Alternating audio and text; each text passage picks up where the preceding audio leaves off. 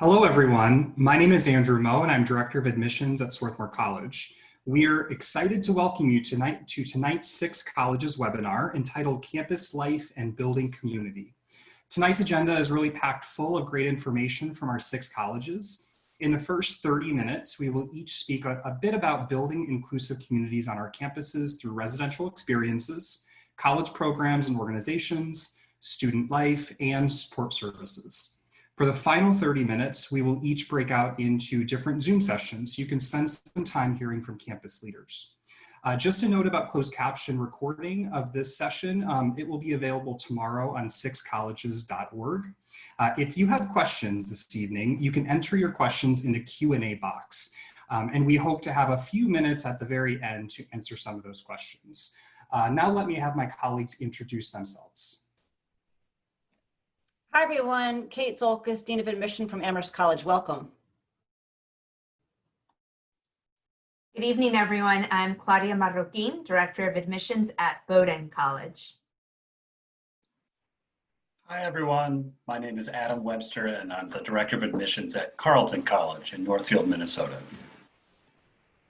Hi, everyone. My name is Ashley Pauley. I'm the Director of Recruitment at Pomona College. Welcome.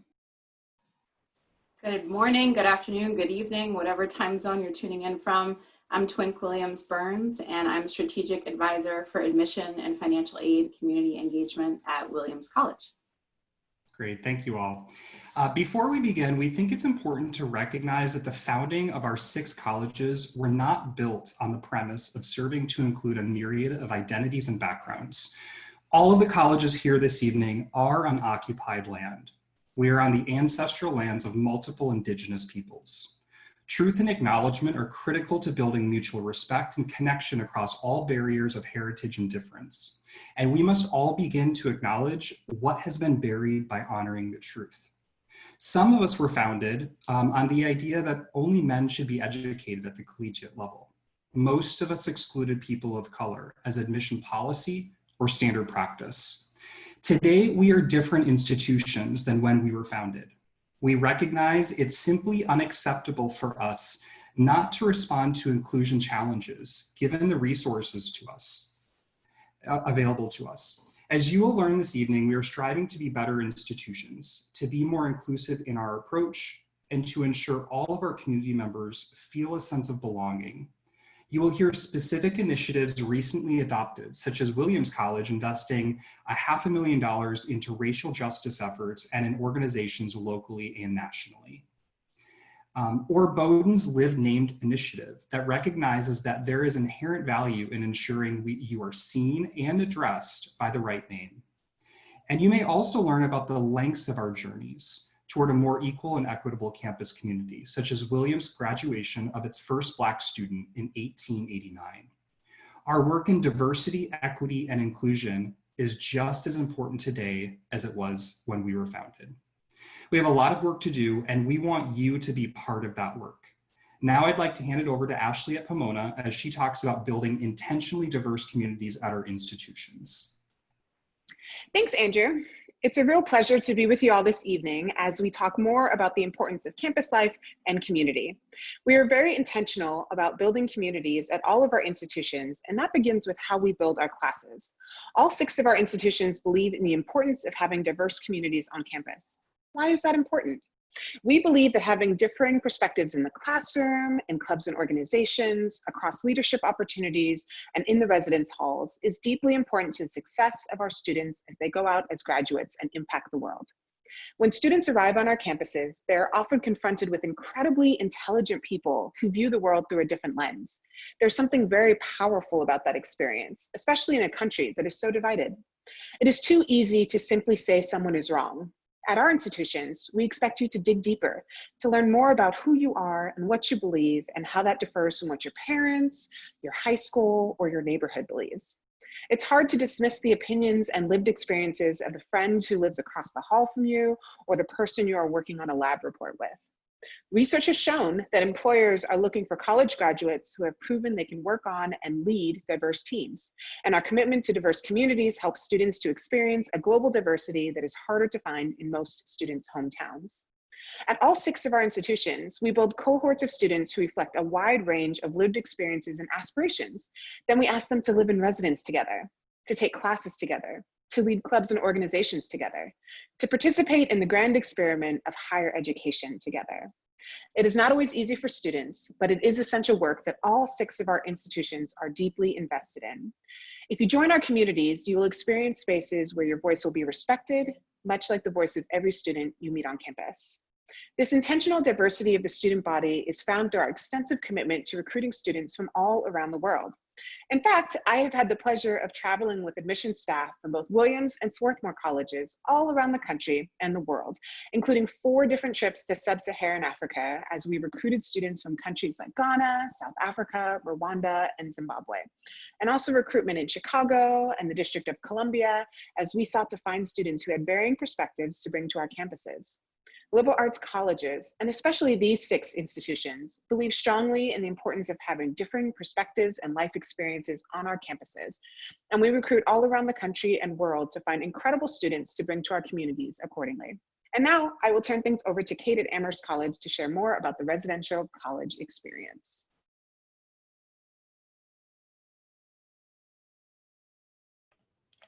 Thanks, Ashley.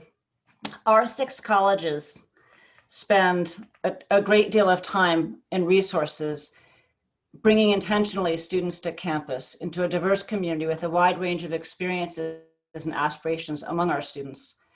On average, approximately 90% of our students live on campus, and housing is guaranteed for all 4 years. We put a great deal of thought into creating a residential experience that maximizes interaction and community building, starting with a very long orientation period for new students.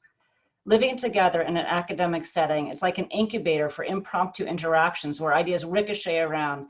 It's fun, it's where creativity happens, but it can also be really challenging. Within a diverse residential community, these interactions happen walking to class, over a meal, perhaps volunteering in a residence hall, just to name a few places. And you're having conversations, as Ashley suggested, about ideas with people from different life experiences and perspectives.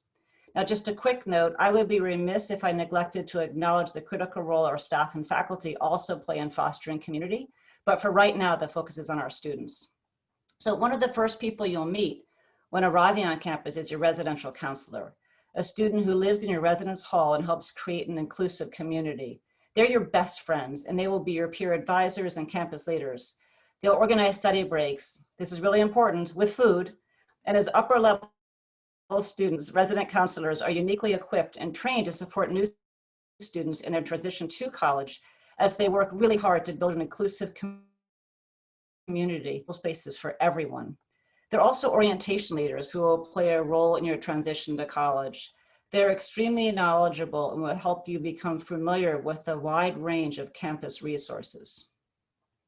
Now, we all have examples who hold formal mentoring and leadership roles, but I want to give you a sense of the range. So I'm going to cite 2 examples. The first one's at Swarthmore, where there are diversity peer advisors who are student leaders who live in the residence halls and contribute to the goal of inclusive community building by educating about and promoting awareness of diversity and social justice. And then at Pomona, the college's Sage Hand Capital Managed Group, which is a student-run group, manages $300,000 of Pomona's endowment. So students at our campuses don't just go to class, grab food, study, and sleep. They're involved in student governments, college committees. They even are on presidential. They're involved in all aspects of residential life. Student activities boards, run 100+ extracurricular activities on each of our campus. We welcome their voices. We welcome your voices. We invite your voices. After all, our campuses are your residence. It's your education, your experience. Student voices are critical in the consideration of how to create community. A byproduct of living together within an intentional and supportive community is students agree to be responsible for their own individual actions, as well as the shared and collective responsibility that includes mutual support and respect, as well as accountability to each other. Students play a large role in the collective health and well-being of all members of our community, which is evident by our exceedingly low COVID positive cases. Now, on that positive note, I'm going to turn the conversation over to Adam to dig a little bit deeper into student life. Thanks, Kate. Now that you've dug into the ways we go about building and maintaining a supportive residential college experience, I've actually got room to talk about how our students make the most of their shared commitment to living together. In other words, I get to talk about student life. For starters, student life probably needs some definition. It's absolutely true that student life takes shape in those spaces where community is first formed by smart and engaged young people who want to live in residence together. That's like the precondition. But I also think it's important to note that these colleges are deeply invested in the promotion of student-centered, affirming campus community. I mean, Carleton literally has an entire branch of the org chart entitled the Division of Student Life, whose primary responsibility is to enrich learning, promote self-advocacy, and ensure well-being of all community members. Critically, the work of this division takes its lead from the wide interest and commitments of the students themselves. Some of these are long-standing and maybe they're obvious. We're all NCAA Division III institutions, for instance, and we maintain extensive club athletic programs far beyond that. These are significant four-year commitments for our student athletes, but they tie individuals to their teammates and coaches in defining ways. Similarly, each of our campuses house robust arts ensembles, things like orchestra, a cappella groups, dance and theater troupes, and much more, all of which draw kindred spirits together in the act of jointly creating and sharing artistic passions. But this is not exhaustive. These are large-scale programs that simply set a pretty busy tempo that is matched by students who remain active and involved at the smaller, less formal scale too. I mean, for every varsity athlete, there are at least twice as many students who use the fitness resources on hand. At Amherst, extensive athletic facilities and easy outdoors access ensure that physical recreation is a vibrant part of all students' experiences on and around campus. And we're not just great communities for continuing a long established artistic practice. We are fantastic places to try out that artistic impulse that might just exist within you, but you haven't had the time or means to develop. This last idea, that you should explore parts of your interests and identity that you haven't yet fully realized, is an anchoring community concept at our colleges. When students unite around shared values or outlooks, we have found that they develop strong bonds with others and also develop a stronger sense of self. Take Pomona's Women's Union. Here's a student-driven organization that was started by a handful of individuals in the early 1980s in response to a narrow set of issues. Today, it's grown to engage the entire Claremont College system to secure positive change for women in their personal and political lives through extensive programming and outreach work. Everyone here tonight can cite examples of ways in which our community members have linked arms around shared beliefs, convictions, and hobbies to create things that are greater than the sum of their parts. It's proof that individuals arrive at our campuses looking to establish meaningful relationships with others. In being brave enough to do just that, they make their personal interests a community-wide opportunity.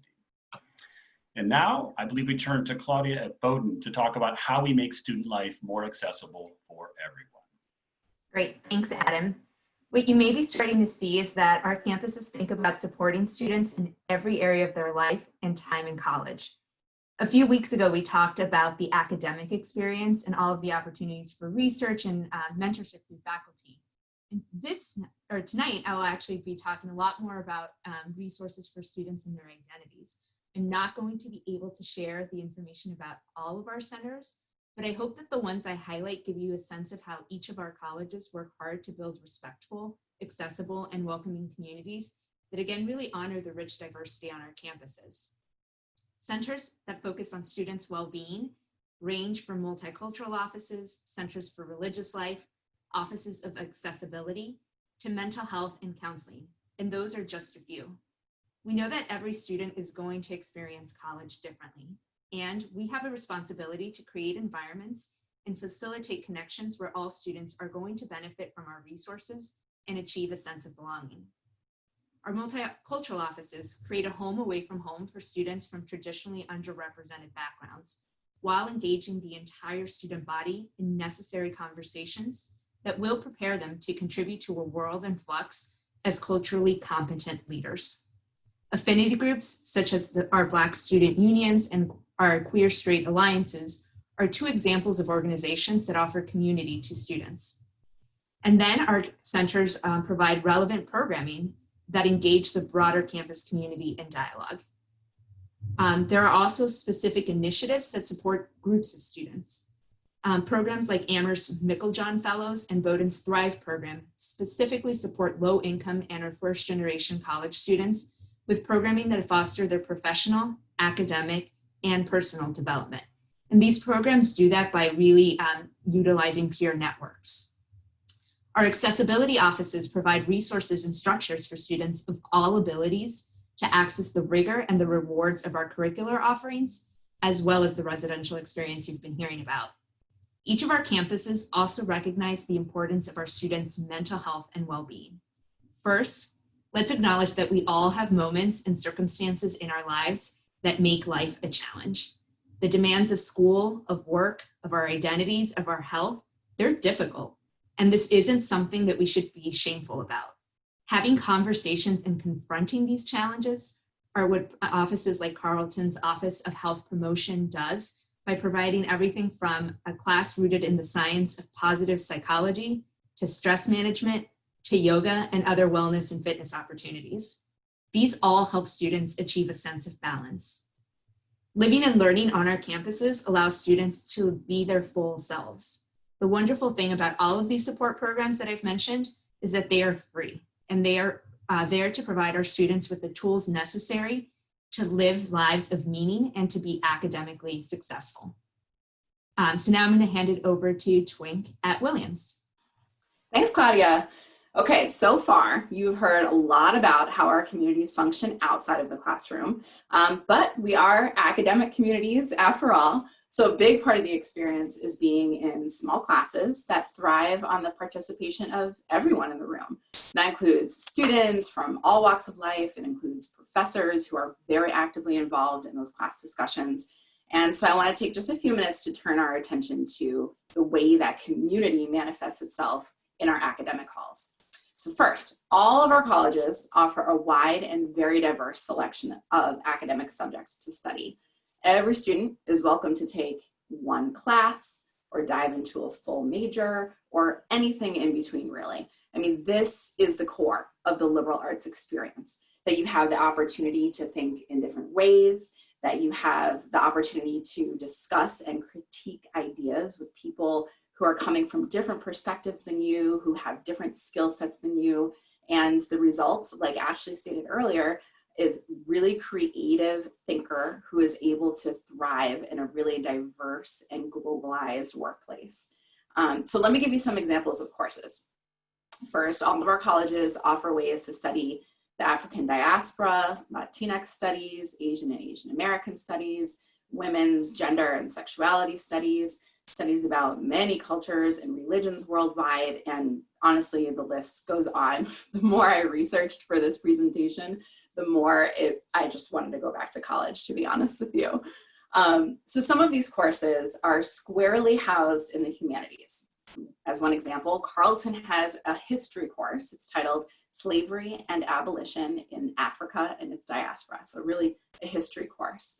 And some of these courses are considered interdisciplinary, which means they're either team taught by professors from different departments, or they're cross-listed as classes within multiple different departments. So I'll give you an example from Bowdoin. They offer a course called Borderlands in the Americas, we love our literary colons in college. Borderlands in the Americas, Power and Identity Between Empire and Nation. The course is cross-listed with the government department, the Spanish language department, and the Latin American Studies department all at the same time, because it covers such a wide range of academic content. But of course, issues of equity and inclusion are not just limited to the humanities in our everyday life. So they aren't limited to the humanities in the curricula at our schools either. At Williams, for example, one of our geosciences professors brought a group of students to Malaysia to study riverbank erosion. And in the process, they discovered a link between the erosion and deforestation, which they then used to advocate for environmental justice initiatives, which is just an amazing research opportunity. But I know all of our colleges can offer examples like that. So if we zoom back out, the beauty of these courses is that they help to open doors for you to explore your own perspective, the perspectives of others, your hopes for the world that you want to live in, and the vocabulary for accurately saying what you mean. That brings me to my last point on vocabulary, and that is that the rich discussions that you have inside of the classrooms don't stop when you leave the classroom. All of our campuses all have discussions that follow students from the classroom into like midnight in the dorms, and they bleed over into lots of different spaces on campus, whether it's in the student organization meetings that you have, or literally just like ordering pizza, or like I said, 2 o'clock in the morning, you just find yourself in a riveting conversation, and it all stemmed from a discussion that you had in class. College can be an amazing time to explore all of your identities, to dive into what makes culture, to unpack where oppression lies in the communities that are important to you, and to really figure out just who you want to be as a human being. So with that, my time is up. So Andrew, I'll pass the screen back to you. Right, thank you, Twink. And it looks like we have some time to take a few questions before breaking out into our individual rooms. So if you have a question for the panel that you have not asked, please type that question in the Q&A box. And obviously we won't be able to get to all of those, but we'll have a little bit of time right now, and then certainly in the next segment. So our first question, I'm gonna pass over to Adam. How do your colleges create a sense of community and common purpose and common good? A big question for 2 minutes, so I'll do my best to sort of tighten this up a little bit, but it's a great question. I'm glad it was asked. I think it begins uniformly for all of us, and I'll mention a couple of examples that are institutions after that. I think one, it's an interesting challenge when you are trying to build a community of consciously diverse constituents, right? Hunting people from different backgrounds, different aspirations, and then saying, now I want you to live in shared residence together. And I think we've all come to some agreement that one of the first things we need to do is actually recognize that difference as normative, that we should all be a little different. And then secondly, in that space, to affirm the right of every member to be part of that community, right? That's essential, right? And that sort of grounds our community in some shared values that sort of animate all sorts of different corners of life. So Swarthmore has looks like a whole center committed to this kind of stuff, and sort of hubs a bunch of sort of service and outreach activities in this sort of central thing. I know Bowdoin actually has a thing called the common good that I've heard about in many of their information sessions, sort of grounds things. I would say this will all look slightly different institution to institution, but the central thing here is that we are seeing it borne out this year in particular during a pandemic situation where we're actually asking members of our communities to be stewards of the well-being of that community. We've had to ask them to talk about and participate seriously in a covenant, a shared set of values that looks out for other people on that community campus. And that really seems to be a defining tool in the toolkit of how colleges are protecting themselves at this moment in time. So I'll start with that. Great, thanks, Adam. Our next question I'm going to pass over to Ashley at Pomona. How are students involved in the development of campus inclusion and diversity initiatives? Such a great question, and particularly relevant right now in where things are at for the United States. And so at all 6 of our institutions, students are really involved in lots of different initiatives. We have various timelines on our website. So for Pomona, we have a timeline since our founding. And one of the things we're particularly proud of is just student activism and how much that has really influenced institutions. So all 6 of our colleges are really small, right? So our cohorts of students who come in have a real influence on the institution and tend to leave their mark. And so it's not uncommon for students to bring issues and conversations to the table and speak with administration and with faculty about ways in which we can all be more welcoming and inclusive places. And our 6 institutions are all going to be responsive to that, right? That is really a mission of small liberal arts colleges, is to want to be transformed by the types of students that we enroll every year. It's something that we're looking for in the admissions process, like students who are really going to not only be influenced by our institution, but will also influence us as well. And so, so you'll see that students have different ways to engage. All 6 of our institutions are going to have different mentoring programs available for students, and different ways in which diversity and inclusion really plays out on our campuses, whether that's strategic planning, whatever it might be. And students tend to be very involved with that all the way up to the board of trustee level. And so that's something that we definitely welcome. I would also say it can be frustrating for students because institutions tend to move slower than the 4 years that a student is involved at that institution, but you can also really have a chance to leave your mark at small liberal arts colleges. Great, thanks, Ashley. Kate, next question is for you. Can you talk a bit about gender inclusive housing at our colleges? I'd be happy to. Another great question. How much time do I have? I have a couple minutes. Okay, great. So we put a lot of thought into making sure that every single student feels included and valued. And so we want to, when students ask for different clubs or organizations or different things on campus, we're very responsive to that. So when it comes to gender inclusive housing, I can't speak for everyone, but at Amherst, we do have gender inclusive housing. We have housing specifically for LGBTQ students. I think a lot of noddings. Looks like a lot of us have this. Housing for students who elect to be within that community. Something that Amherst has done in recognition of Stonewall, the president's office, president of Amherst, obviously, funded along with student affairs a gala that was fully catered at the president of Amherst house. Biddy Martin reflected on community, and you know, I think all of us have a long way to go, but we're working very hard on making sure we're creating inclusive spaces, and that certainly goes for gender inclusive spaces also. Thank you for asking that question. Great, thanks, Kate. And then maybe our final question over to Claudia. How has COVID-19 impacted your school's students' ability to find and foster new relationships with their peers? Yeah, this is a great question. And I think all of our students and our campuses are approaching this differently, but I think what is shared is the creativity that's coming through and how our students are not only fostering relationships with each other, but also with advisors and their faculty members. I actually moderated a panel on Friday for some of our alumni, where I had folks from the committee that really explored the continuity in learning and teaching, knowing that we were going to have our courses primarily in a remote fashion, even though we do have some students on campus. And one of our students noted that, again, the plethora of events that are taking place with student activities. Some of them, yes, have moved into the virtual space. There are a lot of virtual game nights happening. Student clubs are still meeting regularly. And students even will open up Zoom or even FaceTime as they're doing their homework, as they would when they're in our libraries, so that they are still, again, having these moments of informal interaction.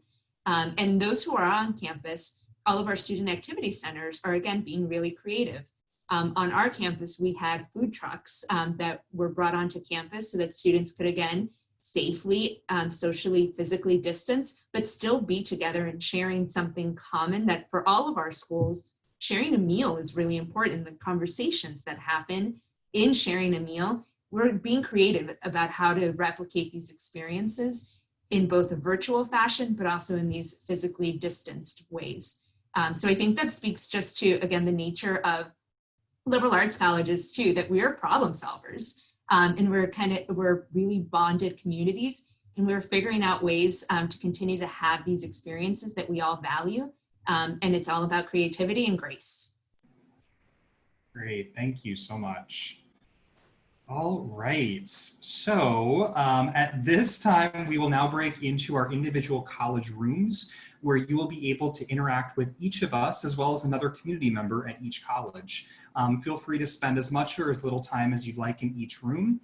Right now, I just posted the link to our 6 breakout rooms, so 6colleges.org/breakout. You can pop into each one if you'd like at any time and ask questions. We really appreciate you being here. Thank you so much for attending this evening's program, and we hope you can learn about campus life and building community at our 6 colleges. Thanks so much.